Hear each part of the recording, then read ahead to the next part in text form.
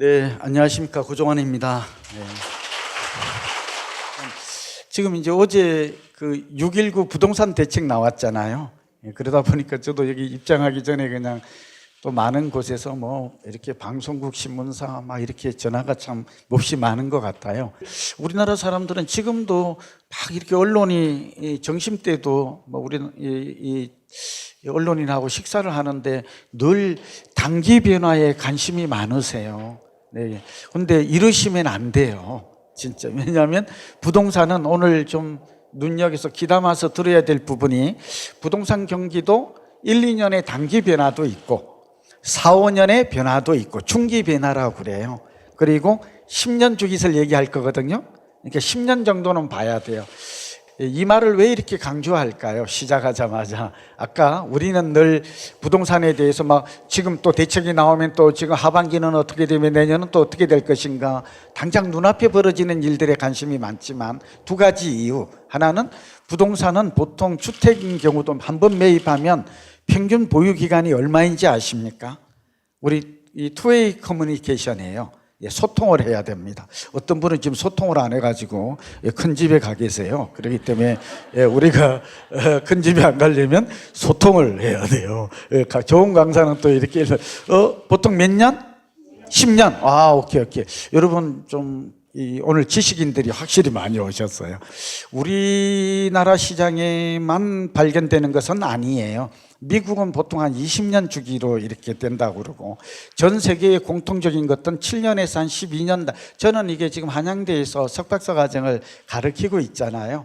그래서 이 부분은 제가 좀 자신 있게 사람이 이제 자신 있게 말할 수 있는 게 몇 개 안 되죠. 저는 부동산 경기 예측에 대한 부분은 정말 제가 노력에 부족함이 없었다고 저 자신에게 말할 수 있을 정도로 이 부분은 나름 제가 모르는 부분이 있을 터인데 제가 할 수 있는 일은 최선을 다했고 나름대로 답을 찾았기 때문에 이 근거가 선행지표 이론이에요. 그래서 10년 주기설 먼저 설명을 드릴게요. 10년 주기설은 내용은 간단합니다. 부동산 경기도 사이클로 움직인다는 것이에요. 오늘 키워드가 나왔네요. 부동산 경기는 함께 좀 따라해 주세요. 부동산 경기는 사이클이다. 오늘 저를 만난 기념으로 이 내용은 평생 잊으면 안 돼요. 이거 모르면 지금 재건축을 사는 고점에서 재건축을 사는 우를 범할 가능성이 높아요. 이걸 모르면 지금 강남을 살 수 있을 가능성이 많아요. 왜냐하면 강남을 살려던 분들은 앞으로 한 2달 정도는 강남이 이제 조금 상승이 멈추고 조정을 보일 것입니다. 주춤할 것입니다. 그러면 여러분은 어떻게 한다고요? 지금 사이클 이론을 모르면 이때가 살 때라고 생각할 것입니다. 왜냐하면 지난주까지만 해도 강남의 재건축 시장은 아시죠? 우리 머니에서도 잘 여기 나와 있습니다만 어땠어요? 매물은 없고 매수는 많았어요. 그러다가 이제 매물이 나오니까 얼씨구나, 지금 사야 될 때가 아닌가, 나에게 드디어 기회가 왔다, 이렇게 생각할 가능성이. 그러니까 정부의 규제 정책이 6.19 정책이 나에게 매수 기회를 주는구나, 이렇게 감사하게 생각할 가능성이 몹시 높다고요. 이 얘기는 근거가 있어요. 오늘 또 저는 오전에 상당히 그 연예인도 있고 언론에 간부도 계시고 제가 아는 분이기도 한데 지금 재건축 사야 되는 게 아닌가라고 이 질문을 던져요. 몹시 사고 싶어 해요. 그리고 상태가 흥분된 상태예요. 목소리를 들어봐도 알아요. 왜냐하면 너무 기쁜 거야. 왜냐하면 1, 2천만 원 떨어졌다는, 매물이 나왔다는 소식은 자기는 올해 처음 들어보는 얘기잖아요. 그러니까 얼마나 반갑겠어요. 근데 이렇게 하는 것이 올바른 재테크, 올바른 자산관리일까요? 지금 이 질문에 대한 답은 사이클 이론 외에는 설명할 길이 없어요. 왜냐하면 오르다가 조금 주춤하면 다시 오를 것 같다는 생각을 많이 갖게 돼 있죠. 그 이유는, 근데 그렇게 하는 게 옳은 전략일까? 저는 아니다라고 말하는 거지. 10년 주기설의 내용은 두 가지예요. 하나는 부동산 경기는 이 주택 경기에만 나타나요. 이거는 상가나 오피스 빌딩과는 무관해요. 여러분 늘 부동산 시장도 세분화해서 보아야 돼요. 말은 같은 부동산이라도 주거용과 상업용과 산업용과 토지는 움직이는 원리가 다르다. 움직이는 원리가 다르다. 이것만, 그러니까 저 눈에는 세상에서 제일 바보 같은 사람이 누군 줄 아세요? 예, 아파트 사러 갔다가 중개업자 말을 듣고 상가로 갈아타요. 그리고 심지어는 토지를 사요. 왜냐하면 사는 이유는 뭐예요? 난 돈을 벌기 위해서 갔는데 설명을 듣다 보니까 뭐라고요? 상가가 좋은 게 싼 게 나왔다 그러니까 상가를 느닷없이. 자, 이게 뭐 왜 그런가 하면 저 말 이해하시죠? 종류가 달라, 특성이. 또 그렇게 하면 안 돼요. 예, 주식도 마찬가지예요. 오케이. 우리가 금융상품도 다양한 상품이 있어요. 뭐 채권이 있고 주식도 다르듯이 또 이거 회사채가 다르고 공채가 다르듯이 아주 성격이 달라요. 그럼 투자하는 기준과 방법도 달라야죠. 이것도 하나 최근에 가장 많이 듣는 얘기가, 그러니까 그렇게 하는 건 아니에요. 자, 그래서 다시 한번 정리하면 5, 6년 상승하면 함께 하시죠. 5, 6년 상승하면 4, 5년 하향 안정되는, 이 말 조금 길어져요. 하향 안정. 사이클이 주기적. 큰 소리로 왜 이렇게 힘이 없어요? 여러분 이럴 때일수록 힘을 내야 돼요. 힘이 없다는 얘기는 돈이 없다는 얘기가 돼요. 네. 근데 왜 그냥 깔끔하게 하락하면 이렇게 말하면 될 걸 왜 이렇게 복잡하게 하향 안정이라는 네 글자를 썼을까요? 우리나라 주택 경기는 지난 3, 40년간 이따 보시게 돼요. 또 교재에 잘 나와 있어요. 사이클을 보면 5, 6년 오르는 거는 분명하게 나타나는데 분명하게 하락한 것은 딱 2번밖에 없어요. 그게 언제죠? IMF 때 없겠기. 97년 말에 왔던 외환위기 IMF. 또 한 번이 언제일까요? 2008년에 리먼 쇼크 때, 리먼 브라더. 이게 서브프라임 모기지 사태라고도 하죠. 네, 이것 때문에 사실은 미국의 양적 완화가 일어났죠. 이것 때문에 미국에서 돈을 5천조를 풀었죠. 이것 때문에 지금 금리를 올리고 있죠. 다 연관된, 오늘 이 말이 굉장히 중요해요. 4차 산업이 별거가 아니에요. 연관성이에요. 쭉 연결해요. 지금 이걸 이해해야 다음 시장, 그 이후에 돈을 풀어서 미국은 또 어떻게 됐죠? 경기를 살렸어요. 부동산이 몹시 올랐어요. 얼마나 올랐는지 이따 또 나와요. 정말 많이 올랐어요. 우리가 생각하는 것보다 정말, 우리 강남 재건축은 여기다 갖다 대면 비교할 부분도 못 돼요. 그래서 어떻다고? 그래서 사실 강남 재건축은 거품이 많다 적다. 지금 소개론을 정해진 시간 내에, 이건 뭐 석박사 시간도 아니고 저의 마음이 급해요. 오케이. 그래서 하락한다가 아니라 하향 안정된다는 건 하락한 적은 2번밖에 없기 때문에 나머지는 어떻게 가요? 횡보를 해요. 그런 장세가 앞으로 나올 가능성이 많아서 이 얘기를 지금 해요.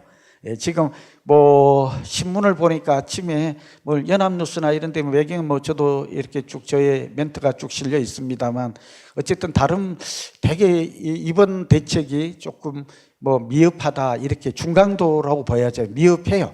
강남을 가라앉히기, 재건축을 가라앉기에도 미흡하다라고 보여지만 그런 생각은 그건 너무 단견적이에요. 문재인 정부 하에서, 소결론부터 말할게요. 문재인 정부 하에서 강남의 재건축이 더 이상 오르는 것은 방치하지, 자시하지 않을 것입니다. 네, 저 말 이해하시죠? 그리고 이번 대책이 끝이 아닙니다. 이번이 좀 약하게 나왔다고 해서, 본래 공무원들은 질문 한번 던질게요. 이 관료들의 특성을 우리 일반인들이 자꾸 몰라서 그래요. 또 과거에 어땠 나를 자꾸 잊어서 그래요. 2가지예요. 이 공무원들은 늘 어떤 대책을 내올 때 극단적 대책을 한꺼번에 내놓지를 않아요. 이걸 보수적이라고 그러고 단계적이라고 그래요. 저 말 이해하시죠? 우리 생각에는 그냥 속 시원하게 다 때리잡아 버렸으면 좋겠어. 잡아가지고 그냥 강남에 그냥 물살은 아니고 뭐야 이게 표현이 좀 가해요. 이랬으면 좋겠는데 경제는 그렇게 하면 안 되는 거잖아요. 그리고 무엇보다도 한번 꺼지고 나면 살리는 게 굉장히 힘들어요. 사실 이게 지금 이렇게 부동산 경기가 살아나기 위해서 지금은 이제 잠깐 좀 어두운 곳에 가 계시지만 박 전 대통령께서 얼마나 많은 규제 완화 정책을 내놓았는지 한번 뒤돌아보세요. 이게 이명박도 막 살리려고 했다가 결국 못 살렸다니까. 막 하려고 한번 죽은 걸 살리기가 어렵다니까. 잘 생각해 보면 과거의 경험이 이게 나타날 거예요. 잘 안 돼요. 경제가 특히 그래요. 그래서 부동산 경기도 마냥 계속 오를 수도 계속 내릴 수도 없구나. 이걸 사이클 또는 영어로 웨이브, 파도라고 말하죠. 이렇게 그 말을 이해하면 돼요. 그러면 살 때인가 팔 때인가 여기에 대한 답을 알 수 있어요. 오늘 여러분들 중에 궁금한 게 딱 세 가지에 가져왔어요. 첫째는 지금 앞으로 부동산 경기는 어떻게 변화할 것인가, 살 때인가 팔 때인가 이걸 좀 가늠해 보고 싶은 거거든요. 두 번째는 유망 지역이에요. 그리고 세 번째가 뭐예요? 이제 재건축을 살 것인가 재개발을 살 것인가, 분양시장 이런 걸 할 것인가, 이런 상품이라고 말하죠. 요즘 부동산도 금융상품처럼 금리상품처럼 투자의 관점, 자산관리의 관점에서는 상품이라는 단어를 써요. 그게 뭘까? 여기까지 갈 겁니다. 자, 근데 지금 뭐에 걸려 있다고요? 부동산 경기는 사이클이다. 그래서 이거 잘못하면 역주행하면 거지돼요. 예전에 우리가 들었던 하우스푸어. 주택 경기는 2013년부터 서울이 올라가요. 사이클이 쭉 내리다가 언제부터 내렸죠? 2008년부터 내려요. 강남은 언제부터 내려요? 2007년부터 내려요. 그리고 강남은 언제부터 올라요? 이것도 중요해요. 2012년부터 올라요. 뭐 시차가 느껴지지 않아요? 강남은 시작도 빠르게 오르고 하락도 빠르게 마무리 지어요. 강북은 늦게 시작하고 고점이 늦게 와요. 이거 정상이에요? 이상이에요? 정상이에요. 그래서 여러분 강북은 좀 더 갈 수 있어요. 2013년 더하기 5를 하면 2018년. 그래서 소결론이 하나 나와요. 2018년 변곡점을 제가 강하게 주장하는 이유예요. 이제 이해하셨죠? 예, 왜 그냥 막연히가 아니에요. 근데 이유가 많아요. 이때부터 여러 가지 이유가. 공급 물량도 내년부터 많아져요. 물론 서울은 예외예요. 서울은 예외예요. 저 말 이해하셨죠? 이 말 한마디가 다 지금 여러분에게 참고해야 될 중요한 내용들이에요. 그 이유를 설명하면 좀 길어져 버리기 때문에 이쯤으로 지금 이제 얘기를 큰 흐름을. 그래서 강남은 2012년부터 올랐다면 2007년부터 내렸거든요. 2007년 고점 찍고. 그래서 이것도 몇 년 내렸어요? 5년. 5, 6년 내리고 정확하게 2012년 때 어때요? 다시 이때 변곡점이 나타나요. 저점에서 상승으로 바닥 찍고 전환, 터닝 포인트가 나타나. 근데 여러분 모르셨죠? 그래서 강남은 언제 샀어야 됐어요? 2012년 하반기에 샀으면 딱이에요. 어땠을까요? 아파트 31평 지금 약 13억 정도 가죠? 그때 이게 7억 2천 했어요.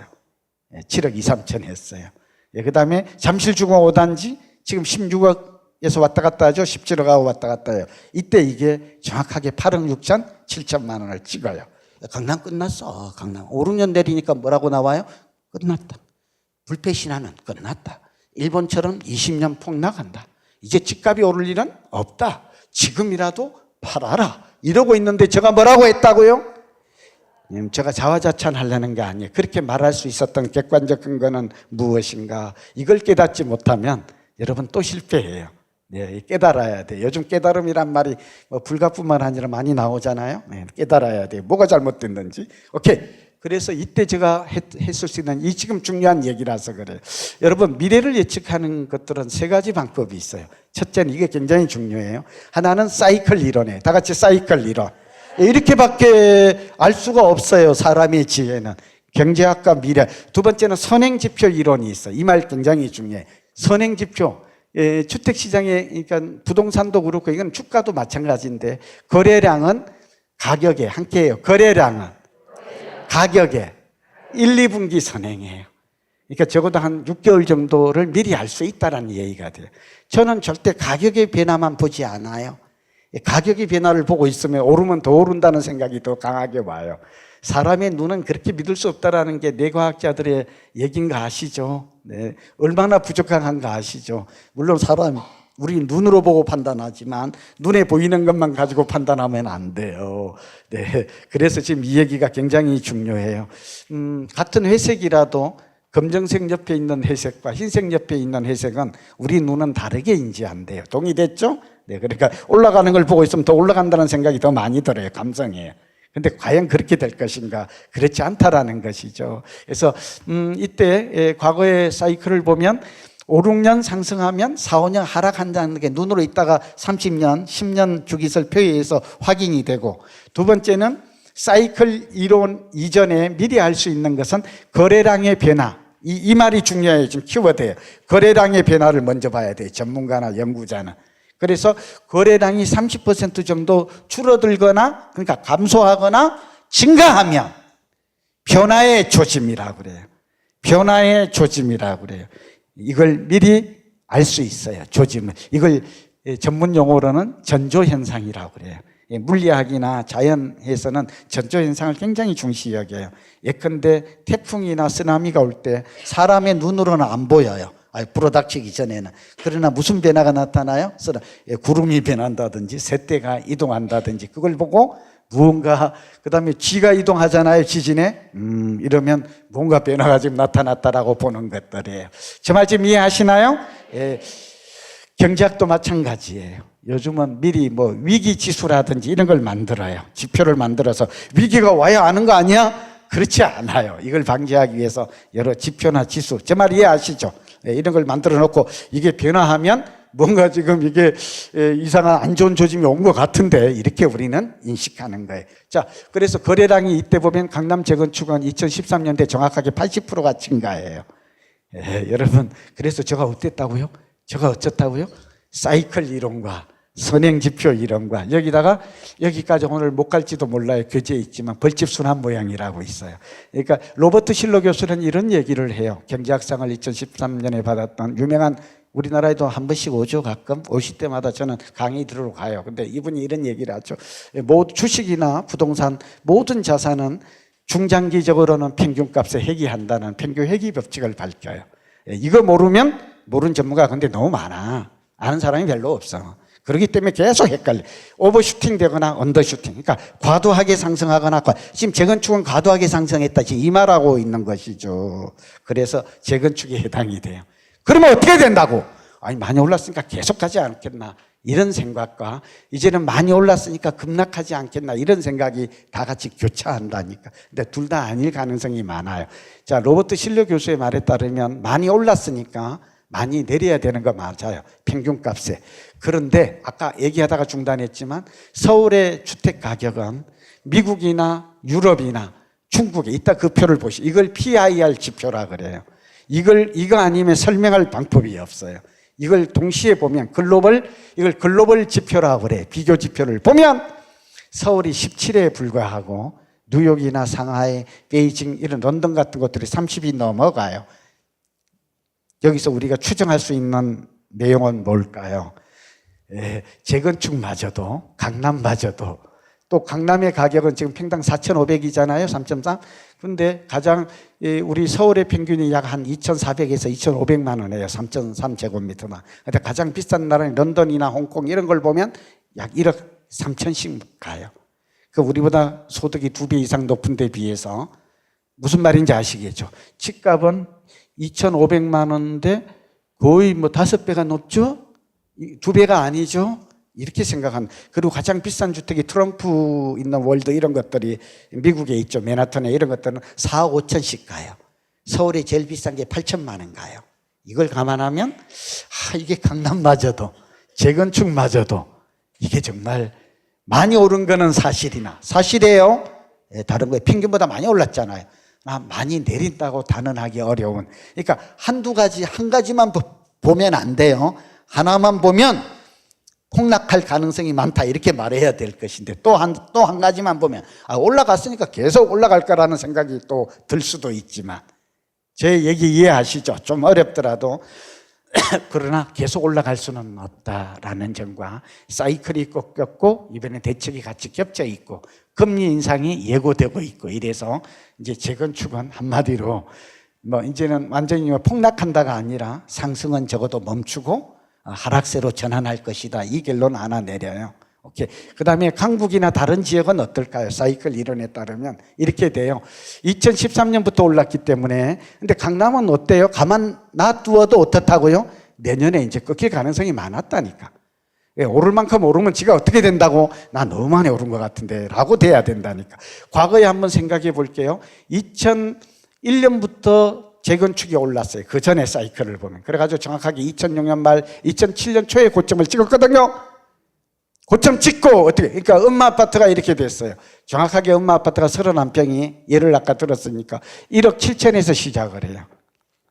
1억 7천에서. 그리고 정확하게 2006년 말에 12억 원이 돼요. 몇 배 올랐어요? 물론 1억 6천 7천 원에 머무르는 순간은 잠깐이었어요. 보통 2억 원대에 오래 있었어요. 2억에 샀다고 가정을 하죠. 6배가 올랐어요. 그러고 나서 어떻게 됐을까요? 이거 잘 보세요. 지금 올랐어요. 그러고 나서 정확하게 2012년 하반기에 7억 2천을 찍어요. 40%가 떨어져요. 그러니까 사람들은 어땠어요? 이때 전문가를 포함해서 끝났다고. 이제 강남 다 끝났다고. 근데 그동안 저놈만 지금 저러고 있다고. 왜냐면 다 끝났는데 무슨 강남 불패가 끝났고 일본처럼 되고 이제 풍남만 남았고 인구도 감소하고 소득도 별로 안 좋고 아무것도 안 좋은데 그동안만 올라간대. 지금 이렇게 된 거 아니에요. 제가 그렇게 자신 있게 말할 수 있었던 과학적 근거는 이제 이해가 되시죠? 그리고 정확하게 맞아요. 바로 뛰어요. 그리고 얼마나 7억에 샀더니 얼마 됐다고요? 13억이 돼요. 이때 대출 끼고 샀다면 정말 많이 올랐어요.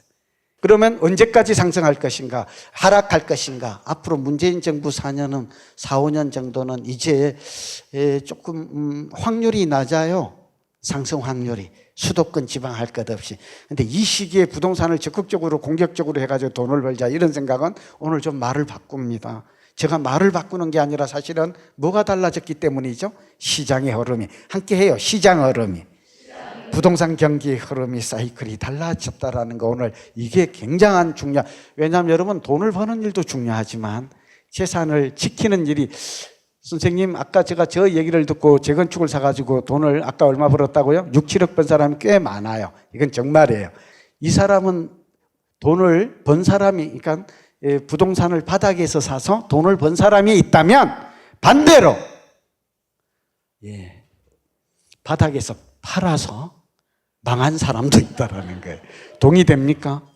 누가 더 가슴이 아플까요? 2배로 아파요. 그래서 오늘 저는 이제 리스크 관리에 대한 얘기를 계속 하고 있는 거예요. 제 말 이해하시죠?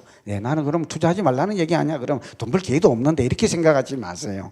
잃지 않는 것만 해도 굉장한 거예요. 그 사람들은 더 훨씬 상처가 커요. 이런 얘기가 있어요. 성공하는 사람은 늘 무엇을 찾고 실패하는 사람은 늘 무엇을 찾는다는 말이 있어요. 실패하는 사람은 늘 무엇을 찾죠? 핑계, 변명 이런 걸 찾아요. 성공하는 사람은 늘 무엇을 찾죠? 지금 들어갈 거예요. 방법을 찾아. 함께 해요. 방법. 새로운 방법인데 오늘 가치 투자 비법을 가지고 부동산 경기는 사이클 이론이다. 다음으로 중요한 게 오늘 고종환이 준비한 내용은 가치 투자, 본질 가치. 다 같이 본질 가치. 이제 곧 들어갈 거예요. 자료를 보면서 이거 꼭 기억해. 2가지만 오늘 얻고 가면 또 오늘 다른 2분의 훌륭한 강의가 준비되어 있으니까 우리나라 사람들은 위기라고 말하는 게 딱 3가지가 있어요. 불안이라고 말. 위기와 불안감은 같은 말이에요.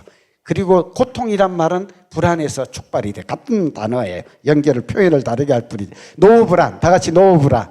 우리나라 국민들을 보건사회연구원이 작년에 조사를 했더니 3대 불안이 나와요. 3대 위기가. 노후 위기예요. 2번째는 취업 불안이에요.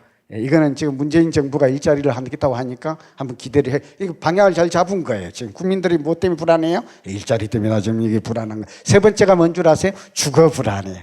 다 같이 주거 불안. 여기 오늘 젊은 분들은 전세에 있는 분들은 그래도 집을 살 곳이 있어요. 부동산 경기는 전체적으로는 이제 썩 그렇게 좋은 시대는 마감이 되었다. 그러나 이 급락 시대가 오거나 급냉이 오지는 않는다. 그래도 우리는 빈틈을 노려서 함께 하시죠. 빈틈. 틈새 불황에 강한 시장 이 준비되어 있는데 교재도 좀 되어 있을 거예요. 그런 것들을 좀 눈여겨보시면 그러니까 답이 많이 열려 있지는 않아요. 확률이 예전보다는 좁아져 있다. 더 신중하게 요즘 뭐 핀셋 미사일 전법 이렇게 딱 겨냥을 해야 돼요. 지역도 애매하면 안 돼요. 아무데나 사면 돈 버는 거 아니에요. 그러니까 굉장히 이제는 리스크도 동시에 커졌다. 그런 것들을 인식했으면 좋겠어요. 부동산이 아까 말한 대로 위기 시대를 맞아서 사람이 할 수 있는 일은 이런 말을 해요. 미국의 유명한 경영 석학인데요. 위기라고 말하지 말라. 그리고 늘 답이 없다, 길이 없다고 말하지 말라. 제가 좋아하는 말이어서 잠깐.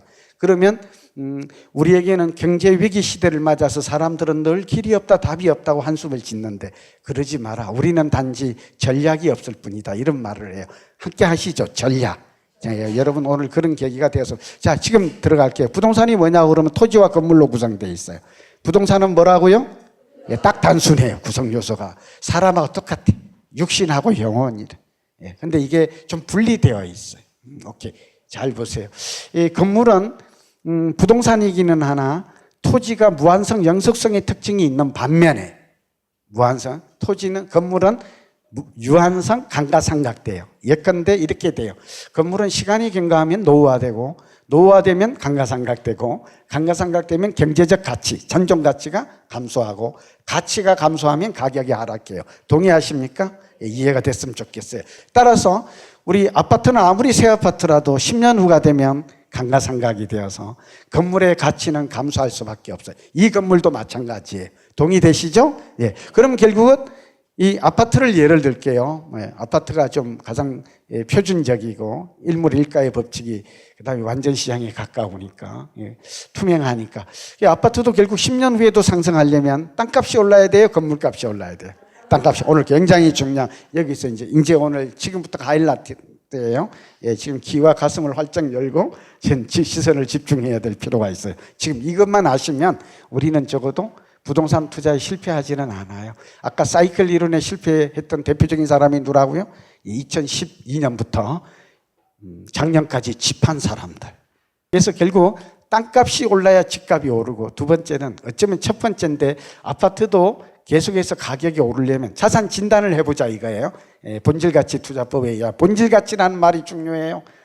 이건 워렌 버핏이 만든 말이에요. 주식에서. 워렌 버핏은 80조를 벌었어요. 세계 위의 부자예요. 빌 게이츠에 의해서. 그 사람이 돈을 번 비결은 내재가치, 성장가치예요. 여러분, 결국은 땅값이 올라야 집값이 오르는데, 우선 아파트를 예를 들면 아주 중요한 게 대지 지분이 넓어야 돼요. 이유 불문이에요. 다 같이 대지 지분. 근데 이 대지 지분은 우리의 육안으로 보여요, 안 보여요? 안 보여요, 안 보여요. 이게 그래서 우리는 숨은 가치라고 그러고 이걸 내재 가치라고 그래요. 그래서 여러분, 토지의 가치는 등기부등본에 숨어 있어요. 여러분에게 질문 한번 던져보면, 여기서 내 아파트가 사는데 아파트의 대지 지분이 몇 평인지 아는 분 손 한번 들으라고 하면 한번 들어보실까요? 들어보시죠. 한 두 분 정도? 많이 안 계시죠? 이 얘기는 대부분 모른다는 얘기예요. 자, 중요해요. 아파트는 대지 지분이 넓어야 돼요. 용적률이 낮아야 돼요. 동의됐어요? 그냥 넘어갈게요. 아니야, 나는 25평에 살아. 아니야, 난 34평에 살아. 그것만 기억하면 안 돼요. 뭐까지 알아야 돼요? 공중에 아파트 공간이, 건축 공간이 떠 있잖아요. 난 땅을 왜 난 땅 쓰고 있지도 않아. 난 그냥 건물이 34평이야, 이 사람아. 근데 왜 자꾸 땅을 따져, 이 사람아. 내 아파트가 48평이라니까 지금 그렇게 말할 수 있어요. 근데 건물은 감가상각돼서 시간이 지나면 건물의 가치는 감소해요. 마치 우리 육신이 시간이 지나면 세포가 죽는 거와 같은 원리예요.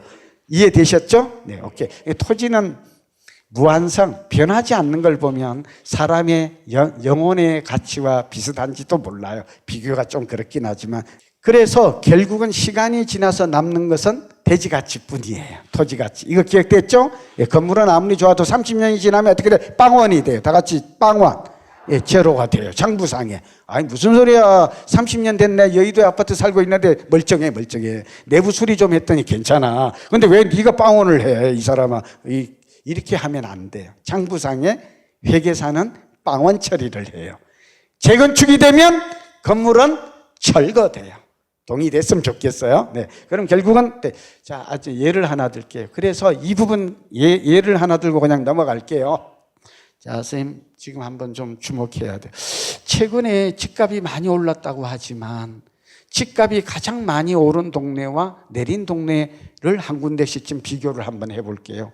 가장 많이 우선 내린 지역이 어딘지 아세요? 놀랍게도 도곡동 타페리예요. 그 유명한 타페리예요. 우리나라 은행들의 PB센터가 다 가 있는 곳이 도곡동이에요. 지금도 도곡동은 압구정, 청담동, 삼성동, 반포와 함께 우리나라 부자들이 사는, 예, 그러니까 물론 이태원도 있어요. 그게 이제 단독주택들이지만 대표적인 지역이에요. 근데 타펠이 얼마 내린지 아세요? 68평이 주력평형이에요. 이게 평균값이에요. 31억에서 현재 21억으로 내려 있어요. 10억이나 내려서 어떻게 좀 땡기세요? 그런 사람 많아. 이 얘기하면 나도 지금 타프레 가고 싶어. 알아서 지금 한번 끝까지 한번 들어보고 판단을 하세요. 그래가지고 실제로 제가 아는 고대 교수님은 갔어. 왜? 사모님, 그분의 그 선배님의 부인의 평생 소망이 타펠 가는 거라. 그래서 이번에 실행을 했어. 근데 실행을 자산관리 관점에서는 잘한 걸까 하는 거는 또 남겨둬야 돼요. 네, 이거는 많이 내릴 것 같지는 않지만 한번 들어보세요. 답은 다 나와 있어요. 자, 그 대신 가장 많이 오른 것 중에 하나가 그 인근 지역에서 꼽으면 개포주공 1단지 15평형이에요. 이게 5년 동안 10억에서 현재 17억을 가요. 물론 좀 조정을 받겠지. 17억을 가요. 개포동과 도곡동은 바로 붙어 있다니까. 그리고 여러분, 도곡동은 지금 가면 슬럼화되어 있는 것 같아요. 혹시 거지들이 득실거리나 이런 생각이 드나요? 도곡동은 10년 전보다 더 살기가 좋아졌어요. 반트도 생기고 운동이 좋고, 부자들은 여전히 도곡동에 살고 있다니까. 그거 살고 있다니까. 부자들이 안 가고 있어요. 근데 뭐만 살기도 좋고 부자도 여전히 살고 있고, 근데 뭐만 내렸다고? 집값만 내렸다니까. 그러면 도곡동이 타펠의 주민들은 이거 이해가 돼요, 안 돼요? 강남이 막 과열이 돼가지고 대책이 나왔다는만. 그래서 우리 동네는 10억이 빠졌다는구만. 그래서 지금 조금만 더 버티면 10억이 올라갈 것 같은데 지금 이렇게 되어 있다니까요. 과연 이 생각이 옳을까요? 내재가치, 다 같이 내재가치. 미래가치, 오늘 본질가치는 내재가치와 미래가치, 본질. 이 본질과 비본질, 이 얘기도 좀 설명이 필요해요. 근데 그냥 넘어갈게. 주식 투자도 뭐든 워렌 버핏은 늘 본질을, 격가지를 보면 안 돼요. 음식점의 본질은 뭘까요, 선생님? 맛이 좋으면 그냥 뭐로도 찾아가요. 동의되죠? 주인이 좀 불친절해도 어때요? 가요. 조금 음식점이 좀 허름하고 좀 불편한 것 같아도 간다니까. 자, 오늘 저의 뜻을 아시겠죠? 토지 가치를 다 같이, 토지 가치가 본질 가치이고 내재 가치이고 핵심 가치이다. 지금 이 말하는 겁니다. 자, 여러분, 아까 왜 그 개포주공 1단지 15평형은 7억이 오를 때 그 옆에 있는 한국의 대표적인 부촌인 도곡동 그 타워펠이 쓰는 유명한 타펠은 왜 10억이 떨어졌나? 얜 답입니다. 1. 이제 공부 응용이 나오죠? 이렇게 해야 기억에 남아요. 첫째는 대지 지분이 타펠은 68평이 10평이에요. 얘 15평은 대지 지분이 21평이에요. 이거 모르면 답을 못 찾아. 타펠에 있는 사람은 저는 15평 저는 사람 살기가 힘들다. 근데 제가 지금 17억 같거든. 우리 동네 68평은 얼마나 좋은지 알지. 제가 강의를 모은행에서 30억 이상 해서 얼마 전에 강의 갔더니 이 질문을 계속 하더라고요. 우리는 언제 10억이 오르냐고. 그래서 안 오른다고. 그랬더니 충격을 받아가지고, 왜 안 오르냐고. 제 15평도 지금 연탄 떼는 것도 지금 다 올라가고 난리인데, 우리가 지금 왜 이렇게 안 오르냐고. 그러면 이유가 뭐라고요? 대지 지분. 다 같이 대지 지분. 내재. 답이 다 나왔죠? 우리는 알아야 돼요. 우리는 지금부터라도 우리가 가지고 있는 아파트가 또, 저는, 내재 가치, 다 같이 내재 가치. 미래 가치가 높은 아파트를 저는 슈퍼 아파트라고 불러요. 그리고 반대말은 좀비 아파트예요. 이거 제가 SBS에서 이 방송에서 3.17 특집 했더니 반응이 뭐 엄청 좋았다고 그렇게 나와요. 그리고 반대로 슈퍼 부동산. 다 같이 슈퍼 부동산. 반대가 좀비 부동산인데 슈퍼 부동산으로 올해는 갈아타라. 이게 오늘 포트폴리오의 재구성. 다 같이 슈퍼 부동산. 슈퍼 아파트. 슈퍼 주택으로 갈아타라. 오늘 답을 다 줬어요. 그게 뭐예요? 하면 대지 지분이 넓어야 되고 땅값이 올라야 된다. 물론 외관도 중요해요. 그것도 이건 절대적 가치는 아니라는 거. 아까 지금 느끼죠. 두 번째는 감가상각 때문에. 다 같이 감가상각. 왜냐하면 그 타워팰리스는 15년 됐어. 사람도 100세 시대면 50세가 넘어가면 감가상각이 빨라져요. 내가 아무리 건강하다고 그래도 빨라져요. 주택도 마찬가지예요. 30년이 내용연수인데 15년이 넘어가면 어떻게 돼요? 나 이제부터 지금 굉장히 지금 빨리빨리 지금 세태화하는 거거든. 그렇게 동의되시죠? 이거 동의돼야 돼요. 넘어갑니다. 보이지 않는 땅이 올라야 되니까 오늘부터 당장 가서 등기부 등본에 대지 지분을 확인하는 절차가 중요해요. 그래서 주상복합은 분리해요. 그리고 오피스텔도 분리해요. 시간이 없어요. 어떻게 분리해요? 같은 34평이라도 가격이 같다면 시간과의 싸움에 재테크는 시간이 지나서 이게 이기는 전략이에요. 다 같이 이기는 전략. 고종환이 생각하는, 이거는 제 말이 아니에요. 시간이 지나서 누가 내 편이에요? 대지 지분이 넓고 땅값이 오르는 부동산을 가지고 있는, 슈퍼 부동산을 가지고 있는 사람은 나는 아무것도 안 해도 돼. 그냥 가만히 있어야 돼. 뭐만 기다리는 거야? 시간이 가면 돼. 그래서 불러서. 그러면 어떻게 돼? 내 재산이 쑥 자라. 반대로 좀비 부동산을 가지고 있으면 어떻게 돼요? 시간이 지나면 나의 자산이 자꾸 깎여져. 대표적인 사례를 하나 예를 들게요. 우리 오피스텔이 유망하다는 얘기를 많이 하죠. 풍선효과가 오피스텔은 이거 좀 반은 맞고 반은 틀려요. 오피스텔 투자도 절반은 실패할 가능성이 많아요. 잘 들으세요. 이건 대책과 상관이 없어요. 두 번째 뭐냐 그러면 대지 지분의 그 비밀이 있어요. 오피스텔 10평은 대지 지분이 한 평에서 1.5평이에요. 옛날에 지은 거는 2평짜리도 가끔 발견이 돼요. 무슨 뜻일까요? 오피스텔을 우리는 수익형 부동산이라고 그래요. 소액 수익형. 그래서 많이들 찾아요. 근데 아까 지금 내재가치법에 따르면 굉장히 주의해야 된다는 걸 알 수 있어요. 투자의 목적은 임대 수익만 있는 것은 아니에요. 자본 수익. 이 단어 기억해야 돼요. 교재에서 다 같이 자본 수익. 기억됐죠? 무슨 얘기냐면 땅값이 오르지 않으면 절대 시세 차익 자본 수익은 발생하지 않아요. 자, 근데 오피스텔 투자하는 사람은 무슨 수익만 눈앞에 봐요? 임대 수익. 그래서 임대 수익이 나온다니까. 1억짜리 오피스텔 사면 40만 원 나온다니까. 현실적으로 맞다니까. 그래서 월세를 따박따박 받아 먹는 거는 좋아. 잘한 거야. 금리가 1.25 시대. 문제는 10년 후에 1억짜리 오피스텔을 부동산에 10년 전에는 보통 내놓지를 않아요. 왜냐 월세가 잘 나오기 때문에. 근데 오늘 돈이 필요해서 이제 저 얼마나 올랐나 그래서 한번 팔아볼까 하고 가면 50%는 7천에서 8천에 머무를 가능성이 저의 지금 고종환의 살집 팔집 책을 준비하는데 이 책의 연구 결과를 분석을 이 신문에 나지는 않았어요. 쭉 분석해 보니까 절반은 8천만 원 선에 머무르고 있더라고요. 놀랍지 않아요? 자, 이렇게 되면 어떻게 돼요? 그동안 내가 받아먹었던 월세는 세입자가 낸 게 아니에요. 제 살을 제가 깎아먹어. 내 돈을 내가 깎아먹어서 나는 아주 좋았어. 아주 좋아. 세입자가 아주 착해. 월세도 따박따박 내고 아주 잘한 거야. 근데 언제 알아요? 그걸 10년 후에 어디 가서 부동산에 물건을 내놓을 때 그때 알아. 근데 우리는 지금 사기 전에 알아. 첫 번째입니다. 무조건 이 이론적 근거는 이래요. 부동산은 지리적 위치는 고정되어 있지만 사회적, 행정적 위치는 가변한다 되어 있어요. 중요해요. 1. 사회적 위치의 변화와 관련. 변화는 딱 세 군데예요. 상승하거나 횡보하거나 하락하는 거예요. 사람도 기업도 세상도 다 마찬가지예요. 문재인 정부가 앞으로 상향할 것인지 횡보할 것인지 하락할 것인지는 몰라요. 근데 방향은 알 수 있어요. 자, 이제 부동산으로 갑니다. 땅값이 오르기 위해서는 성장 가치가 중요해요. 그로스 밸류라고 그래요. 이 용어는 그대로 워렌 버핏의 가치 투자를 넘어서 이런 책이 있어요. 오늘 저희 좀 갈증이 나면 그동안 지금 끝까지 못 가요. 시간 때문에. 근데 저 얘기를 듣고 싶다 그러면 그 책을 한번 보세요. 워렌 버핏은 굉장히 좋은 사람이에요. 심성이 고와요. 저도 그분하고 점심 먹고 싶은 게 일생의 소원이에요. 근데 그 사람 점심 한 번 먹는데 얼마가 걸려요? 30억이 있어야 돼요. 그래서 지금 돈이 없어서 못 가고 있어요. 근데 여러분 그러니까 한번 책을 보시라니까. 책은 15,000원 한다니까. 우리 아마 머니에서에도 나올 것 같아요. 자, 넘어가죠. 자, 1번 인구 증가해야 돼요. 딱 거두절명. 다 같이 인구 증가.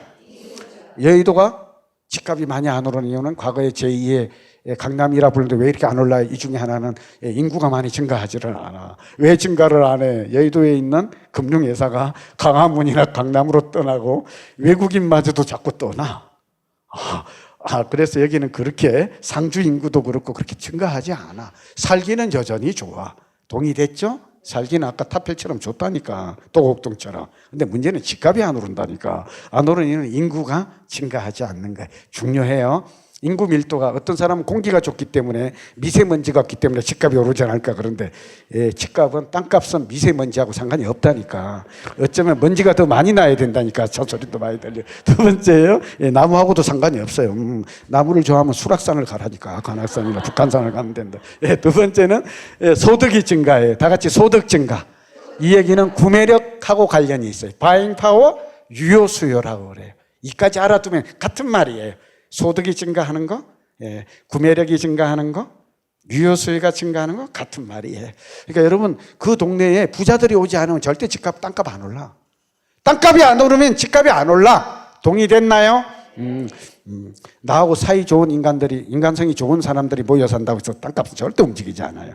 예, 우리 이웃이 얼마나 착한지하고는 땅값하고는 아무 상관이 없어. 근데 우리 사람들은 그렇게 생각을 안 해. 우리 동네는 좋은 사람들이 모여 살고 있고 또 그동안 집값이 안 올랐기 때문에 언젠간 한번 크게 오를 거라는 생각을 계속해. 그 국민들의 80%가 그래요. 특히 어느 동네가 그래요? 강북이 많아. 강북에 있는 사람들은 예, 우리 동네는 강남에 올 때 별로 오른 게 없다. 오른 게 없어. 그래서 어떻다고? 저평가돼 있어. 저평가. 그래서 어떻다고? 조금만 더 버티면 크게 오를 것 같다고. 그래서 몇 년째 살고 있다고? 10년째 살고 있다고. 예, 그리고 언제 더 산다고? 10년을 더 살 가능성이 많다고. 그런 게. 근데 그 기대가 현실화 된다고 안 된다고? 안 될 가능성이 많다. 그러다가 죽게 된다고. 죽을 때까지 그 동네 계속 살면서 꿈만 가. 자, 오르는 상승의 법칙은 주관적 가치가 아니에요. 다 같이 주관적 만족도, 주거 가치가 아니라는 거 지금 이해되셨죠? 변화가 있어요. 다 같이 미래의 변화. 예, 변화가 없는 곳은 가감하게 버리고 좀비 지역이에요. 변화가 있는 곳으로 갈아타라. 세 번째는 인프라, 지하철을 비롯한 문화 인프라를 비롯한 인프라, 다 같이 인프라. 예, 그런 지역으로 갈아타야 돼요. 우리 동네는 10년이나 지금이나 사람도 지역도 공간도 부동산도 아무 변화가 없다라는 것은 그것은 뭐예요? 변화가, 미래 가치가, 성장 가치가 없다라는 걸 의미해요. 이거 그냥 살기 좋은 게 아니에요. 사람은 누구나 다 익숙 효과라는 게 있어서 한 사람도 한 인간도 그렇고 한 집에 오래 살다 보면 익숙해진다니까. 예, 제가 알기로는 저 관악산에 삼성 주공 아파트가 있는데 그 사는 변호사 후배가 있는데요. 거기서 강남까지 올라오면 마을버스를 2번을 갈아타야 돼요. 그리고 지하철을 또 갈아타야 돼요. 그런데 한 10년쯤 살다 보니까 아주 편하대. 왜냐하면 그런데 그 편한 게 아니야. 처음 가는 사람이 보통 불편한 게 아니야. 지금 잘못 알고 있는 거라고 지금. 자, 땅값이 올라야 돼. 그 다음에 인프라, 지하철이 개통된 거 많아요. 세 번째는 인프라, 다 같이 인프라. 여러분 땅 아래든지 강남이나 사대문 안이 유망한 이유는 인프라가 잘 돼 있어요. 동해에요. 지하철이 계급으로 지나가. 여의도도 앞으로 지하철이 하나 더 들어가면 땅값이 올라. 근데 그 계획이 없어. 근데 앞으로는 또 자, 여기 또 하나 마지막으로 행정계획, 다 같이 행정계획. 그래서 여러분 특정 지역을 개발 장려 촉진하기 위한 국토계획, 도시계획, 개발계획. 이게 키워드인데 그냥 이쯤 기억해야 돼요. 자, 인구 증가 한 번 딱 해서 인구 증가, 소득 증가, 인프라 증가.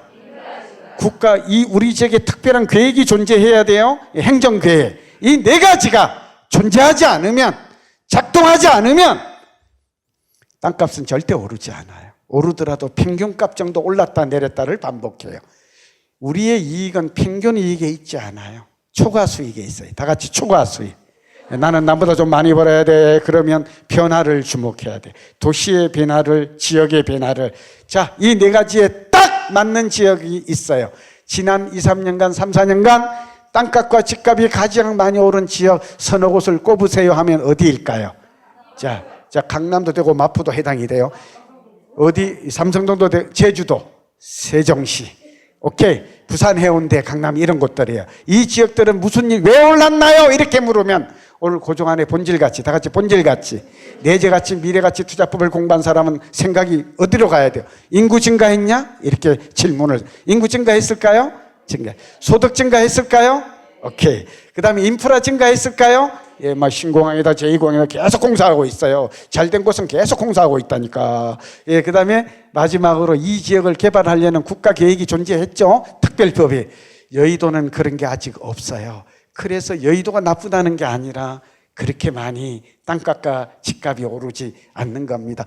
마지막 요거 하나 보여주고 마칠게요. 선생님, 금리는 오를 수 있는데 일본이 우리나라보다 20년 앞서기 때문에 우리나라 금리는 5년 후에는 제로 금리, 단기적으로는 오를 수 있어요. 이것도 오늘 빠뜨렸어요. 그러나 우리나라 5년 후의 금리는 일본이 2001년부터 0.1이었다는 걸 감안하면, 일본이 우리나라보다 20년 앞서 있다는 걸 감안하면 우리도 5년 후에는 0.1에서 마이너스 금리로. 그러니까 금리는 너무 크게 걱정하지 마세요. PIR을 보면 서울의 집값이 한국의 집값이 그렇게 높지 않다는 건 아시겠죠? 그러니까 많이 떨어지지는 않는다는 걸 의미해요. 이것도 보면 그래요. 10년 우리는 오를 때 확실히 오르고 내릴 때 확실히 내려요. 그래서 많이 오른 게 없다는 거예요. 이렇게 외국하고 달라요. 여러분, 오늘 제가 좀 스피드하게 제한된 시간 때문에 많은 내용을 드렸어요.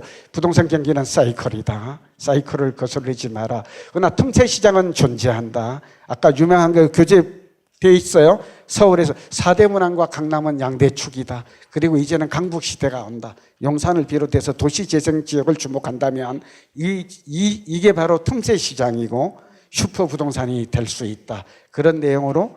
그리고 이제 그동안에 우리 살집팔집 그 인터넷에 네이버나 다음에 그 자산관리연구원에 오면 아파트의 투자 가치가 높은지 낮은지는 정부로부터 돈을 받아서 잘 되어 있기 때문에 참고하시면 큰 도움이 될 것입니다. 저는 물러가야 되겠습니다. 우리 머니에스 많이 사랑해 주시고 건강하시고 행복하시고. 훌륭한 강연 감사드립니다. 큰 박수 다시 한번 부탁드리겠습니다.